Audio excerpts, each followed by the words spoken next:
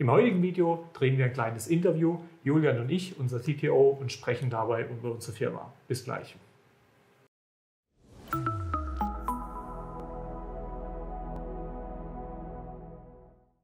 Hi und herzlich willkommen zu Wissen rund um die Apps mit Jamit Labs. Wie gerade schon angekündigt, habe ich heute mal wieder einen Interviewpartner bei mir, den lieben Julian, der seit einer ganzen Weile jetzt schon bei uns als CTO mit dabei ist. Das ist immer je nachdem, wie man das Ganze sieht. Es fühlt sich im Grunde eigentlich schon wirklich lang an, weil er, glaube ich, auch schon viel hier bewegen konnte, viel gesehen und so weiter hat. Aber unterm Strich Stand heute noch gar nicht so lange ist. Wir sind jetzt, glaube ich, gerade im 4. Monat irgendwie in die Richtung. Aber da natürlich die Technik hier bei uns eine super entscheidende Rolle ist, wollten wir natürlich auch gerne hier einfach mal zusammen ein Interview führen, damit ihr Julian einfach mal kennenlernt. Von dem her, vielen lieben Dank, dass du mit dabei bist. Kleine Offside-Take, wir sind hier quasi schon das zweite Mal am Aufnehmen, weil das erste Mal ging auf meine Kappe. Das war ein grandioses Interview, von dem müssen wir jetzt einfach mal schauen, ob wir es einfach gleich nochmal hinkriegen. Aber das hat einfach von meiner Seite nicht so perfekt funktioniert. Also deswegen nochmal Dank, dass du ein zweites Mal da bist und wir das halt eben auch einfach nochmal hinbekommen. Ich komme auch noch ein drittes Mal. Perfekt, perfekt. Von dem her, ich würde sagen einfach, dass die Leute dich immer ein bisschen kennenlernen. Erzähl doch einfach mal 2, 3 Worte mehr als deinen Namen. Wo bist du so hergekommen? Wie bist du so auf uns gekommen? Ja. Also ich bin Julian, ich komme hier aus Karlsruhe, bin auch gebürtiger Partner mit ein paar anderen Stationen. Ich bin zum Zeitpunkt dieses Videos 34, je nachdem. Geht noch eine Weile, aber aktuell. Ich habe hier in Karlsruhe verschiedene Führungspositionen in der Softwareentwicklung begleitet, sowohl in kleineren Startups als auch in größeren Konzernen, kenne also beide Welten ganz gut. Ursprünglich gestartet bin ich mal in einem Biotech-Startup, wirklich so von Mitarbeiter Nummer 11 bis weit, weit mehr. Das war so meine ersten Schritte in der Softwarewelt. Und so konnte ich irgendwie alles sehen, auch alle Vor- und Nachteile erleben, genießen, je nachdem. Und ja, ich glaube, die Jamit Labs ist ja genau gerade in dieser Zwischenrolle so. Sie ist kein Startup mehr, es gibt sie mittlerweile jetzt auch schon ein paar Jahre. Sie ist natürlich noch lange kein Konzern, sie ist auch noch kein richtiger KMU, so wie man es eigentlich nimmt. Aber wir sollten natürlich dahin, wir merken das in jedem Tag, dass quasi es braucht Prozesse, es braucht Professionalisierung in der Struktur, ja, und diese Themen. Ich glaube, ich kenne eben beides, ich kenne von beiden die Vor- und Nachteile und deswegen freue ich mich total drauf, das mit dir und mit all den anderen lieben Kollegen auch hier hinter der Kamera zu machen. Ja. Das mein Hintergrund. Vielleicht noch dazu, also für mich wichtig ist halt Servant Leadership, so ein Begriff, immer so ein Buzzword, aber für mich ist halt Führung eben nicht dieses Command-Spiel, sondern es geht darum, gemeinsam mit den Kollegen Lösungen zu erarbeiten, Entscheidungen herbeizuführen, sie nicht abzunehmen, die Entscheidungen, aber sie einfach mitzutragen und dann auch nach vorne zu bringen. Genauso ist es technisch. Ich glaube, es ist wichtig, immer Edge dabei zu sein und zu wissen, was es Neues gibt, gleichzeitig aber auch auf bewährte, alte Technologien zu setzen. Weil manchmal haben sich Dinge einfach bewährt über viele Jahre und das hat seinen Grund und die haben ihre positiven Dinge und es gilt darum, das auch zu schätzen zu wissen und alles dann einzusetzen, wenn es die richtige Zeit ist. Das heißt, der richtige Kunde bekommt die richtige Technologie zur richtigen Zeit für sein Ziel. Ich glaube, die Jamit Labs handelt schon immer so und das ist ein Weg, den ich sehr gut finde und auf jeden Fall auch nach vorne bringe. Sehr schön, ja. Also wir sind eben vor einer Weile eben zusammengekommen, mehr oder weniger, waren ja im Grunde vorher schon ein bisschen am Umbruch. Also ich glaube, wir sind gerade was die Projektseite angeht, natürlich ist da immer noch ein bisschen Luft, aber sind da, glaube ich, schon lange ziemlich professionell auch unterwegs, haben aber halt eben durch ein recht zügiges Wachstum in den ersten Jahren, die wir hier so mit der Firma hingelegt haben. Also wir sind mittlerweile jetzt, glaube ich, im 8. Jahr. 2014 angefangen, also von dem her war dann irgendwann der Punkt, wo wir gesagt haben, okay, wir brauchen zwingend einfach auch die Strukturen in der Firma, die sind nicht schnell genug mitgewachsen, war auch sinnig, aber das mussten wir quasi nachziehen und haben im Grunde eben jetzt eben ein C-Level gestaltet, also neben dem Julian, der für den technischen Part da ist, gibt es noch die Daniela für den Experience-Part. Mit ihr hatten wir auch schon mal ein Interview in der quasi vorigen Position. Wir werden auch hier nochmal eins machen, um auch da nochmal quasi vorzustellen. Aber eben deswegen freut es mich sehr, weil wir da auch gezielt nach jemandem externen gesucht haben, um einfach natürlich da auch nochmal ein bisschen einen Blick von außen mit reinzubringen, neue Ideen. Fand ich es total toll, dass wir da eben zusammengekommen sind, weil dein Profil halt eben so gut gepasst hat, weil du im Grunde wirklich von Startup über Konzern oder bis zum Konzern auch schon Themen erlebt hast. Und das ist ja im Grunde auch so die Bandbreite mit Firmen, mit denen wir hier so zu tun haben. Und dann natürlich sehr, sehr viel Wissen mit bringen kannst oder konntest. Und ich glaube, das war auch wahrscheinlich so spannend hier, so in den ersten paar Wochen halt einfach mal reinzukommen, weil ich würde mal schätzen, gerade im Verhältnis zu anderen Firmen haben wir hier schon, also so von der irgendwie Kultur miteinander irgendwie schon anders umgehen. Klar, es ist noch leider Corona-Zeit, von dem her ist es auch alles mit hier vor Ort treffen ein bisschen ein anderes Thema, aber vielleicht erzähl doch mal irgendwie ein, zwei Dinge, die dich irgendwie, also sowohl positiv als auch wenn du irgendwas Negatives hast, natürlich auch gerne, was du so irgendwie, was hier anders ist, als du es vielleicht irgendwie in anderen Firmen erlebt hattest bisher. Also ich finde, ich glaube, die Kultur hier ist schon was Besonderes. Ich habe jetzt schon einige Unternehmen gesehen und die hatten durchaus auch coole Leute, also coole Kollegen hatte ich schon ein paar.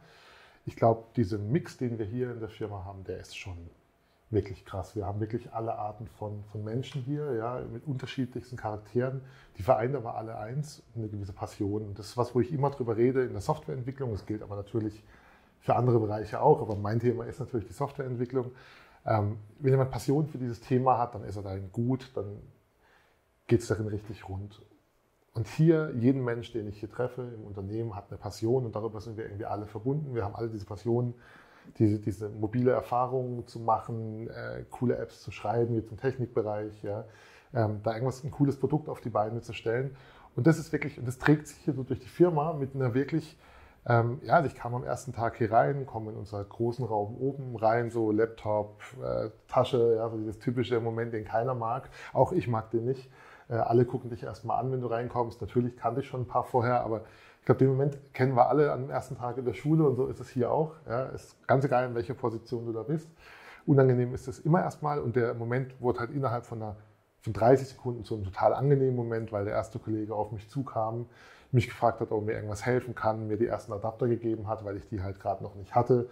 Und im Prinzip ab dann war ich da und die ersten Leute kamen, haben mich irgendwie abgeholt und also an dem Abend war ich schon Teil von Jamit Labs und Teil dieses Teams und habe abends im Wir erzählt, wenn ich über die Jamit Labs geredet habe. Von dem her, ich glaube, das ist das Besondere an dieser Firma. Und ich erlebe das auch jetzt. Jetzt habe ich ja auch schon ein paar Monate hinter mir hier, gut hinter mir. Mhm.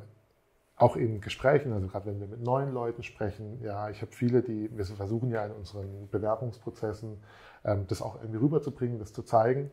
Ja, und wir haben jetzt ein paar Zusagen bekommen, einfach weil wir dieses Gefühl vermitteln, dass wir tatsächlich hier auch leben. Also wenn du hier bist, bist du wirklich angekommen, wenn du Software entwickeln magst, gerade in meinem Technikbereich, dann bist du hier einfach aufgehoben, wirst abgeholt und kannst echt glücklich sein. Und das ist so ein Ding, glaube ich, das hast du in nicht so vielen Firmen. Natürlich hat jeder Job auch seine harten Teile. Wir haben auch Crunch-Times, klar, aber grundsätzlich haben wir hier eine Stimmung, die einfach positiv ist, die nach vorne geht und die sehr wohlwollend ist.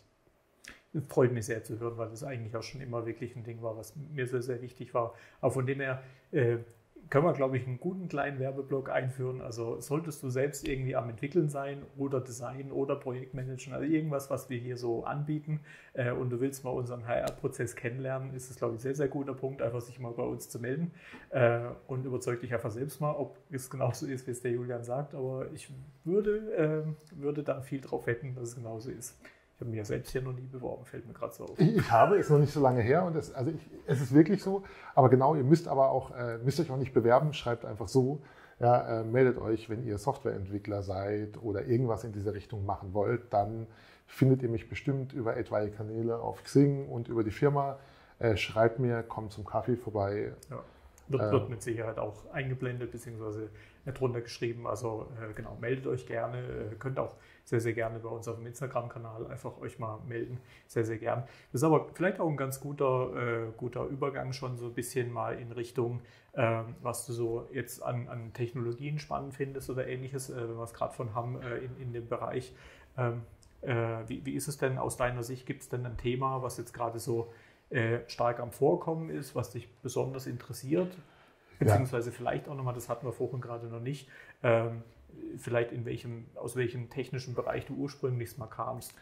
Also ursprünglich angefangen, habe ich gesagt, in einem Startup in der Biotech-Szene. Also wir haben Medizinprodukte, Software-Medizinprodukt entwickelt mit passenden Zertifikaten, CE-Zertifizierung und dort war mein Thema zum einen die Entwicklung, dann aber immer mehr auch die Zertifizierung dieses Produkts beziehungsweise die richtige Dokumentation, Beschreibung. Das heißt, ich komme aus diesem Medizinsektor, der sich sehr langsam entwickelt. Also Softwareentwicklung im Medizinbereich, wie in vielen anderen regulierten Bereichen, so nennt man das ja, ist sehr, sehr behäbig und sehr langsam. Ist ganz anders wie jetzt eine Entwicklung, die wir hier in den meisten Fällen machen, wo wir eher User-Apps programmieren, die jetzt weniger Zertifizierung brauchen. Da ist natürlich eine ganz andere Geschwindigkeit drin.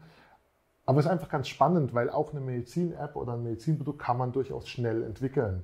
Da muss man es nur richtig angehen, die Dokumentation richtig machen. Das ist ein großes Thema, was mich beschäftigt. Dazu kommt aber sicher, was mich beschäftigt, ist, wir machen ja mobile Apps, das ist unser Schwerpunkt. Wir machen dazu auch Backends. Das ist das, wo ich grundsätzlich noch ein bisschen mehr als Entwickler herkomme. Also ich habe früher viel Backend geschrieben, viele Datenbankgeschichten, mich aber auch mit mobilen Apps beschäftigt. Und ich glaube, das derzeit größte Thema ist halt die Cross-Plattform-Entwicklung. Es gibt mehrere Technologien dafür. Cross-Plattform war früher, ich habe irgendwie einen Webcontainer, ich habe irgendwie eine Webseite, packe die in einen Container und das wird dann eine App. So, das würde man heute eher nicht mehr tun. Zumindest wollen es die Leute nicht, die zu uns kommen, sonst kämen sie nicht zu uns.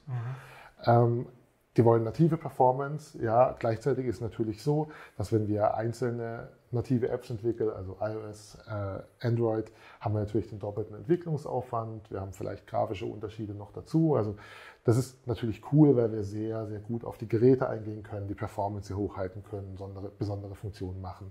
Jetzt gibt es aber eben die Cross-Plattform-Entwicklung. Ich glaube, das ist für uns der spannendste Teil, auch für unsere Kunden ein sehr spannender Teil. Wir setzen hier im Unternehmen jetzt voll auf Flutter. Flutter ist von Google supported, eine Programmiersprache Dart, die für alle Entwickler, die zugucken, guckt euch Dart mal an. Dart ist wirklich eine wirklich tolle Sprache, die von allen Sprachen das Beste rausnimmt und damit wird eben dann auch Cross-Plattform Flutter entwickelt, das ist das Framework und wir sparen natürlich nicht die Hälfte der Zeit, also nur weil wir Cross-Plattform entwickeln, ist es nicht so wenig Aufwand wie nur eine Plattform, aber wir sagen schon so im Schnitt ist es vielleicht 1,5-fach. Und gerade in der Wartung später auch sehr, sehr gut. Ja. Ich glaube, es bietet halt einfach eine sehr, sehr gute Möglichkeit, halt eben, ich sag mal, den Köcher ein bisschen größer zu machen, eine Option mehr zu haben, die wirklich gut funktioniert, weil, ich sag mal, React Native gibt es ja schon eine ganze Weile mit ein paar anderen Vor- und Nachteilen. Es gab früher schon wirklich viele Themen mit aber deutlich mehr Nachteilen als Vorteilen und jetzt hat man einfach eine Option mehr, die auch wirklich eine valide Option ist. Von dem her muss man natürlich wirklich dann von Projekt zu Projekt natürlich schauen, aber hat halt wirklich eben eine richtig gute Option halt mehr. Ja, und ich finde es einfach spannend, dieses Thema. Ich meine, letztendlich geht es ja immer darum, wir müssen alle effizienter werden, ja, Unternehmen werden effizienter. Letztendlich sind ja viele unserer Apps, die wir entwickeln, die haben ja auch was mit Effizienz zu tun. Die sollen ja auch, gerade wenn wir Apps im B2B-Bereich schreiben, sollen die ja eine Effizienz steigern. Und natürlich erwartet der Kunde dann auch von uns eine effiziente Entwicklung, ja. Und je nach Thema kann dann so eine Cross-Plattform-Entwicklung halt einfach sehr, sehr gut für den Kunden sein. Wir haben daran sehr viel Spaß. Wir haben natürlich auch viel Spaß am Nativen, aber es einfach genau, es macht eine Option mehr und ich finde es einfach sehr spannend, weil es ist vergleichsweise noch ein junges Thema, es sind noch junge Frameworks, da passiert noch viel, da wird sich sicher auch noch viel verändern. Und das ist natürlich für mich als CTO, der auch ein bisschen immer die Innovation im Blick haben muss, ist das natürlich ein sehr spannendes Thema. Deswegen begleitet mich das sehr.